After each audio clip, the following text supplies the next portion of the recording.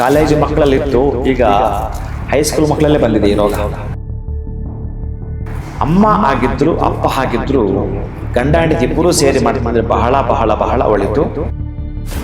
ಕಾರಣ ಶರೀರ, ಸೂಕ್ಷ್ಮ ಶರೀರ, ಅಂಡ ಸ್ಥೂಲ ಶರೀರ ಮೂರು ಸರಿ ಹೋಗ್ಬೇಕಂತಂದ್ರೆ ಈ ನಿಲುವು ದೋಷಗಳಿರ್ತಕ್ಕಂಥ ಮೂರನ್ನು ಕೂಡ ಬೆಲ್ಲವನ್ನ, ಏಲಕ್ಕಿಯನ್ನ, ಸ್ವಲ್ಪ ಮಟ್ಟಿಗೆ ಲವಂಗವನ್ನ ಸೇರಿಸುವಂಥದ್ದು. ಓಂ ಇಂದ್ರಾಯ ನಮಃ, ಕಾಲಭೈರವಾಯ ನಮಃ, ಓಂ ಅಗ್ನಯೇ ನಮಃ, ಕಾಲಭೈರವಾಯ ನಮಃ, ಓಂ ಯಮಾಯ ನಮಃ, ಕಾಲಭೈರವಾಯ ನಮಃ, ಓಂ ನಿರಋತಯೇ ನಮಃ, ಕಾಲಭೈರವಾಯ ನಮಃ, ಓಂ ವರುಣಾಯ ನಮಃ, ಕಾಲಭೈರವಾಯ ನಮಃ, ಓಂ ವಾಯುವೇ ನಮಃ, ಕಾಲಭೈರವಾಯ ನಮಃ, ಓಂ ಕುಬೇರಾಯ ನಮಃ, ಕಾಲಭೈರವಾಯ ನಮಃ, ಓಂ ಈಶಾನಾಯ ನಮಃ, ಕಾಲಭೈರವಾಯ ನಮಃ. ಈ ಮಂತ್ರವನ್ನ ಇವರ ಮನಸ್ಸಲ್ಲಿ 8 ದಿಕ್ಪಾಲಕರು ಇರ್ತಾರೆ. ಎಷ್ಟು ಬೇಗ ಅಂತಂದ್ರೆ ಅವನ ಕೆಟ್ಟ ಗುಣಗಳು ಈಕೆಗೆ ಅರ್ಥ ಆಗಿ ಅಥವಾ ಈಕೆ ಕೆಟ್ಟ ಗುಣಗಳು ಅವನಿಗೆ ಅರ್ಥ ಆಗಿ ಬಿಡುಗಡೆ ಹೊಂದುತ್ತಾರೆ, ಆಚೆ ಬರ್ತಾರೆ. ನಮಸ್ಕಾರ, ಶುಭೋದಯ ಪ್ರೀತಿಯ ವೀಕ್ಷಕರೆಲ್ಲರಿಗೂ ಸಂಕಲ್ಪ ಸುದ್ದಿ ಕಾರ್ಯಕ್ರಮಕ್ಕೆ ಆತ್ಮೀಯ ಪ್ರೀತಿಯ ಸ್ವಾಗತ ಹೇಳ್ತಾ ಇರೋದು ನಾನು ಉಷಾ. ಮೊದಲನೇ ಬಾರಿ ಚಾನಲ್ ವೀಕ್ಷಿಸ್ತಾ ಇದ್ದೀರಾ ಅಂದರೆ ಈಗಲೇ ನಮ್ಮ ಚಾನಲ್ನ ಸಬ್ಸ್ಕ್ರೈಬ್ ಮಾಡಿ, ನಮ್ಮ ವಿಡಿಯೋಸ್ನ ಲೈಕ್ ಮಾಡಿ. ಇನ್ನು ಎಂದಿನಂತೆ ಇವತ್ತಿನ ಕಾರ್ಯಕ್ರಮದಲ್ಲಿ ನಮ್ಮ ಜೊತೆಲಿದ್ದಾರೆ ಸ್ಪಿರಿಚುವಲ್ ಗುರು ಡಾಕ್ಟರ್ ವಿಷ್ಣುದತ್ತ ಗುರುಜಿಯವರು. ಬನ್ನಿ ಗುರುಗಳನ್ನ ಕಾರ್ಯಕ್ರಮಕ್ಕೆ ಬರಮಾಡ್ಕೊಳ್ಳೋಣ. ನಮಸ್ತೆ ಗುರುಗಳೇ, ಶುಭೋದಯ. ಕಾರ್ಯಕ್ರಮಕ್ಕೆ ಭಕ್ತಿಯ ಸ್ವಾಗತ. ತುಂಬ ಹಿಂದೆ ಈ ವಿಚಾರ ನಾನು ನಿಮ್ಮನ್ನು ಕೇಳಿದ್ದೀನಿ, ಆದರೆ ಇತ್ತೀಚೆಗೆ ಮತ್ತೆ ನನ್ನ ಹತ್ರ ಬಂದಿರೋಂಥ ಒಂದು ವಿಚಾರ. ಮನೆಯಲ್ಲಿ ಈ ಮಕ್ಕಳು ಮಾತು ಕೇಳಲ್ಲ, ಅದರಲ್ಲೂ ಒಂದು ಹೆಣ್ಣು ಮಗು ಒಂದು ರೀತಿಯಾಗಿರುವಂಥ ಪ್ರೇಮದ ಪಾಶಕ್ಕೆ ಬಿದ್ದುಬಿಟ್ಟಿದೆ. ಅದು ಹೋಗ್ಲಿ, ಕರೆಕ್ಟಾಗಿದೆ ಅಂತಂದರೆ ಎಲ್ಲ ಓಕೆ ಆಯಿತು ಅಂದರೆ ಮಾಡಿಕೊಡ್ತೀವಿ, ಕ್ಯಾಸ್ಟ್ ಬೇರೆ ಇದ್ರೂ ಪರವಾಗಿಲ್ಲ. ಬಟ್ ಇವ್ರಿಗೆ ಹೆಂಗೆ ಅರ್ಥ ಮಾಡಿಸೋದು, ಈ ಹುಡುಗಿ ನಮ್ಮ ಮಗಳು ಯಾಕೆ ಅರ್ಥ ಮಾಡ್ಕೊಳ್ತಾ ಇಲ್ಲ ಅಂತ ಪೋಷಕರು ತುಂಬ ನೊಂದೋಗ್ಬಿಟ್ಟಿದ್ದಾರೆ ಗುರುಗಳೇ. ಸೊ ಈ ರೀತಿ ಯಾಕೆ ಬೀಳ್ತಾರೆ ಮಕ್ಕಳು, ಯಾಕೆ ಮಾತು ಕೇಳಲ್ಲ ಪೋಷಕರದು, ಎಲ್ಲಿ ಎಡುತ್ತಾರೆ? ಪ್ರಾರಂಭದಲ್ಲೇ ಅದನ್ನೇನಾದರೂ ಹುಡುಕಿ ಸರಿ ಮಾಡಿದ್ರೆ ಈ ಹಂತಕ್ಕೆ ಹೋಗೋದಿಲ್ವಾ? ಈ ಥರ ಒಂದು ಸಮಸ್ಯೆ ಆಗಿದೆ. ಸೊ ಅವ್ರಿಗೇನಾದರೂ ಒಂದು ರೆಮಿಡಿ ಕೊಡಿ ಗುರು. ಮೋಸ್ಟ್ಲಿ ಎಷ್ಟು ಸಲ ಮಾಡಿದ್ದೆ ಅನ್ಕೋತೀನಿ. ಆದರೆ ಇದು ರೀಸೆಂಟಾಗಿ ತಿರ್ಗಾ ಒಂದು ಸಮಸ್ಯೆ ಬಂದಿರೋವಂಥದ್ದು. ಓಂ ವಿಶ್ವಸ್ಮೈ ನಮಃ. ಪ್ರೀತಿಯ ಬಂಧುಗಳೇ, ಅಂದರೆ ಸಾಮಾನ್ಯ ಇದು. ಕಾಲೇಜು ಮಕ್ಕಳಲ್ಲಿತ್ತು, ಈಗ ಹೈಸ್ಕೂಲ್ ಮಕ್ಕಳಲ್ಲೇ ಬಂದಿದೆ ಈ ರೋಗ. ಅಂದರೆ ನಮಗೆ ಮೊಬೈಲ್ಗಳು ಹಂಗೆ ಮಾಡಿದೆ, ಅದು ಮಕ್ಕಳಿಗೆ ಮಾತ್ರ ಅಡ್ವಾಂಟೇಜ್ ಆಗ್ತಾಯಿಲ್ಲ, ಅದು ಹೆಚ್ಚಿಗೆ ಅದು ಡಿಸಡ್ವಾಂಟೇಜೇ ಆಗ್ತಾಯಿದೆ.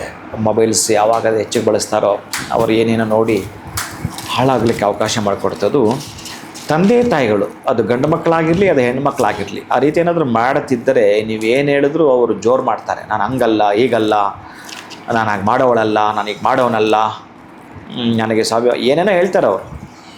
ನಾನು ಆ ರೀತಿ ಮಾಡೋಕ್ಕಾಗಲ್ಲ, ಏನು ಹೇಳಿದ್ರು ಅವರು ಆಟ ಅವರು ಮುಂದುವರಿಸ್ತಾರೆ. ಮನೇಲಿ ಹೇಳೋದೇ ಒಂದು, ಅಲ್ಲಿ ನಡ್ಕೊಳ್ಳೋದೇ ಇನ್ನೊಂದು.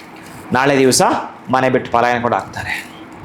ಮನೆಯಲ್ಲಿ ಅವರಿಗೆ ಎಕ್ಸಾಮ್ ಬರೆಯೋದು ಮತ್ತೊಂದು ಏನೋ ಇರುತ್ತೆ, ಅಲ್ಲಿ ತನಕ ಇರ್ತಾರೆ. ಆಮೇಲೆ ನಂತರ 1 ವರ್ಷಕ್ಕೆ 2 ವರ್ಷಕ್ಕೆ ಆಟ ಮಾಡ್ತಾರೆ. ನಾನು ಅವನ್ನೇ ಮದುವೆ ಆಗ್ತೀನಿ, ಇವಳನ್ನೇ ಮದುವೆ ಆಗ್ತೀನಿ ಅಂತ ಕಾಟ ಕೊಡ್ತಾರೆ. ಬಹುಶಃ ನಿಮ್ಮ ಸ್ಟೇಟಸ್ಗೂ ಅವ್ರ ಸ್ಟೇಟಸ್ಗೂ ಅಂತರ ಬಹಳ ಇರುತ್ತೆ, ಅದಕ್ಕಾಗಿ ನಿಮಗದು ನೋವು ಕೊಡ್ತಾ ಇರುತ್ತೆ. ಅಂಥ ತಂದೆ ತಾಯಿಗಳು ಯಾರಾದರೂ ಇದ್ದರೆ ಬಹುಶಃ ನೀವು ಮಾಡಿಕೊಳ್ಬೇಕಾಗಿದ್ದದ್ದು ಪ್ರೀತಿಯ ಬಂಧುಗಳೇ.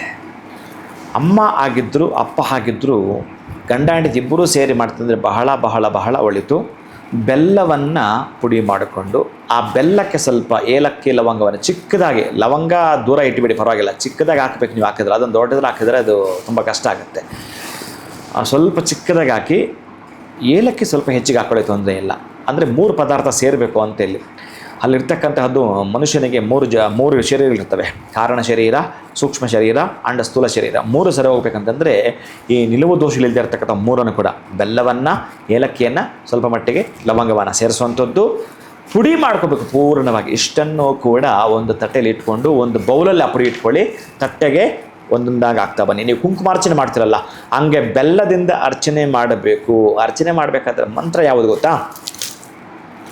ಕಾಲ ಇವರಿಗೆ ಬುದ್ಧಿ ಕಲಿಸ್ಬೇಕು ಅಂತಂದರೆ, ಕಾಲವೇ ಇವರಿಗೆ ಉತ್ತರ ಕೊಡಬೇಕು ಅಂತಂದರೆ, ಅಪ್ಪ ಅಮ್ಮ ಹೇಳಿದ್ದು ಉತ್ತರ ಇವರು ತೆಗೆದುಕೊಳ್ತಾ ಇಲ್ಲ ಅಂತಂದರೆ, ಓಂ ಇಂದ್ರಾಯ ನಮಃ, ಕಾಲಭೈರವಾಯ ನಮಃ, ಓಂ ಅಗ್ನಯೇ ನಮಃ ಕಾಲಭೈರವಾಯ ನಮಃ ಓಂ ಯಮಾಯ ನಮಃ ಕಾಲಭೈರವಾಯ ನಮಃ ಓಂ ನಿರಋತಯೇ ನಮಃ ಕಾಲಭೈರವಾಯ ನಮಃ ಓಂ ವರುಣಾಯ ನಮಃ ಕಾಲಭೈರವಾಯ ನಮಃ ಓಂ ವಾಯುವೇ ನಮಃ ಕಾಲಭೈರವಾಯ ನಮಃ ಓಂ ಕುಬೇರಾಯ ನಮಃ ಕಾಲಭೈರವಾಯ ನಮಃ ಓಂ ಈಶಾನಾಯ ನಮಃ ಕಾಲಭೈರವಾಯ ನಮಃ. ಈ ಮಂತ್ರವನ್ನು ನಾನು ಒಂದು ಸಲ ಹೇಳಿದೆ, ನೀವು ಇದನ್ನು ಮತ್ತು 2 ಟೈಮ್ ರಿಪೀಟ್ ಮಾಡಬೇಕು. ಅಂದರೆ 3 ಸಲ 3 ಪದಾರ್ಥಗಳಿಂದ ಆ ಒಂದು ಬೆಲ್ಲವನ್ನು, ಏಲಕ್ಕಿ ಪುಡಿಯನ್ನು, ಸ್ವಲ್ಪ ಮಟ್ಟಿಗೆ ನೀವು ಲವಂಗದ ಪುಡಿಯನ್ನು ಸೇರಿಸಿ ಅರ್ಚನೆ ಮಾಡಿದ್ದೀರಿ ಒಂದು ತಟ್ಟೆಯಲ್ಲಿ ಇಟ್ಕೊಂಡು. ಇದನ್ನು ನೀವು ಅಡುಗೆ ಮನೆಯಲ್ಲಿ ಮಾಡಿ ಅಥವಾ ದೇವರ ಮನೆಯಲ್ಲಿ ಮಾಡಿ, ಅಭ್ಯಂತರ ಇಲ್ಲ. ಇಷ್ಟೇ ನೀವು ಮಾಡೋದು, ಬೇರೆ ಇನ್ನೇನು ಮಾಡಲ್ಲ. ಈ ಬೆಲ್ಲವನ್ನು ಏನು ಮಾಡಬೇಕು ಅಂತಂದರೆ ಇದಕ್ಕೆ ಧೂಪ ದೀಪ ಮತ್ತೊಂದೆಲ್ಲ ಏನು ಹಾಕ್ಬಾರ್ದು, ಅರಿಶಿನ ಹೋಮ ಹೆಚ್ಚು ಕಡೆ ಮಾಡಬಾರ್ದು. ಇಷ್ಟನ್ನು ಮಾಡ್ತಾ, ಹೇಗಿದ್ದರೂ ಬೇಸಿಗೆ ಕಾಲ ಅಲ್ಲ, ನೀವು ಮನೆಯಲ್ಲಿ ಮಕ್ಕಳಿಗೆ ಯಾವುದೋ ಒಂದು ಸಂದರ್ಭದಲ್ಲಿ ನೀವು ಜ್ಯೂಸ್ ಮಾಡಲೇಬೇಕಲ್ಲ, ಆ ಜ್ಯೂಸಿಗೆ ಇದನ್ನು ಅವ್ರಿಗೆ ಬಳಸಬೇಕು.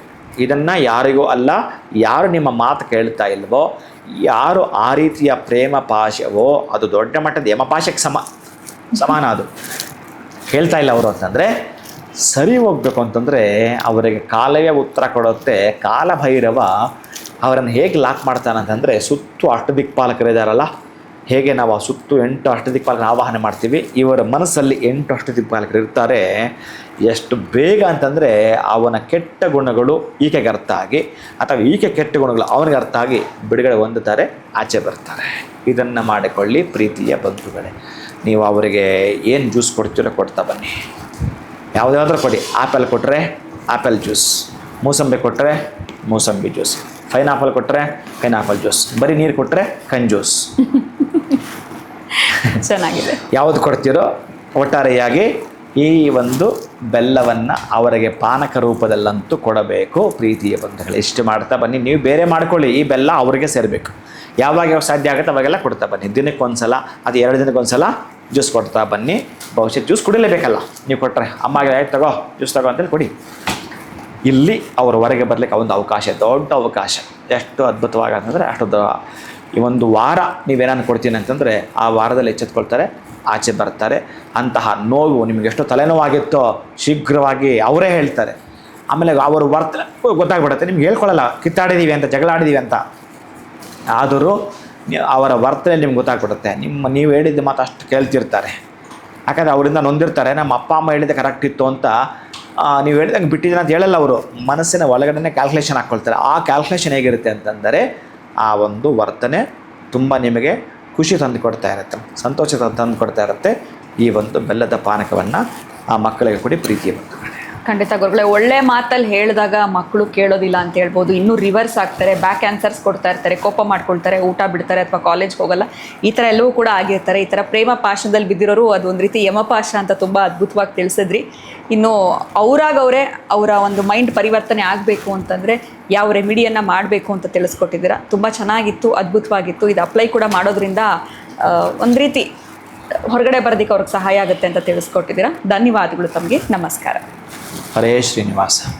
ಸೊ ನಿಮ್ಮ ಮನೇಲಿ ಕೂಡ ಇದೇ ರೀತಿ ಸಮಸ್ಯೆ ಆಗ್ತಾ ಇದೆ, ಏನೇನೋ ಟ್ರೈ ಮಾಡ್ತಾ ಇದ್ದೀವಿ, ಯಾರ ಕೈಲಿಂದನೋ ಹೇಳಿಸಿದ್ವಿ, ಆದರೂ ಕೂಡ ಬುದ್ಧಿ ಕಲಿತಾ ಇಲ್ಲ ಅಂತಂದರೆ ಗುರುಗಳು ಈಗಷ್ಟೇ ತಿಳಿಸ್ಕೊಟ್ಟಿರುವಂಥ ಈ ಒಂದು ಸರಳವಾಗಿರುವಂಥ ರೆಮಿಡಿಯನ್ನು ಫಾಲೋ ಮಾಡಿ. ನಮಸ್ಕಾರ.